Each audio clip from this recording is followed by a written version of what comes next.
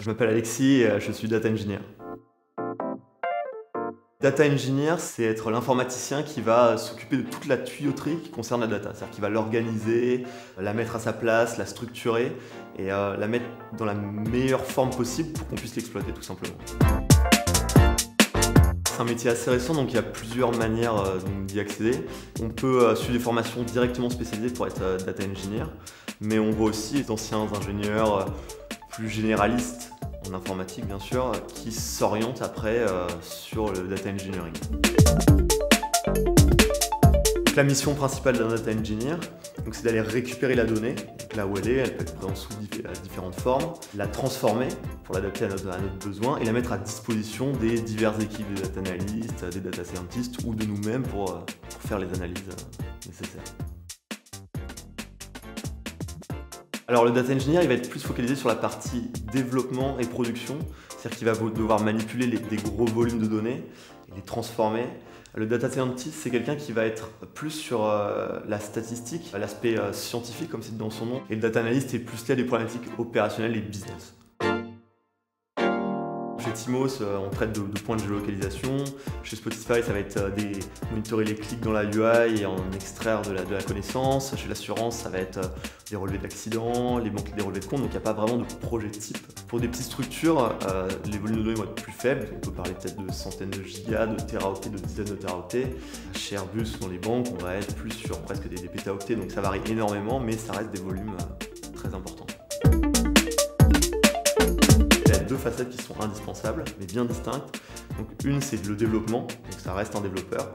Et l'autre, c'est l'aspect peut-être un peu scientifique, c'est-à-dire qu'il va devoir structurer sa data, optimiser des calculs. La data décrit le monde réel. Quand on travaille sur de la data, on travaille sur des actions qui sont passées, des déplacements, des interactions avec les utilisateurs, donc c'est quelque chose de très concret et très facile à visualiser et c'est, je trouve, très intéressant. Le manque de rigueur. Notre métier a quand même un impact en production visible, c'est-à-dire que si on fait mal nos tuyaux de data, voilà, il y a un service qui est plus accessible. Si on se trompe dans des calculs, on peut passer à côté pendant un moment et donc impacter fortement le business pendant une longue période de temps. Alors ça dépend vraiment comment sont organisées les équipes R&D au sein de l'entreprise, mais chez nous, on est organisé dans ce qu'on appelle des feature teams, c'est-à-dire qu'on travaille avec des back-end développeurs, des mobile développeurs, un product manager, de la même manière qu'une équipe de développement classique. Alors ma journée type, elle commence le matin par un stand-up avec toute l'équipe, pour voir ce qu'on a fait, ce qu'on va faire aujourd'hui, les problématiques qu'on pourrait rencontrer. Et ensuite, si on est en début de projet, on va être plus sur une phase de design. Si on est en fin de projet, on va être plus sur le suivi de la mise en production des nouveaux développements. Alors, il utilise des langages de programmation, comme tout développeur. Dans le cas d'un data engineer, ce serait plus par exemple du Python, du Scala. Et après, il utilise des technologies pour faire du calcul distribué. Alors, il y en a plusieurs. Il y a du Spark, du Dataflow.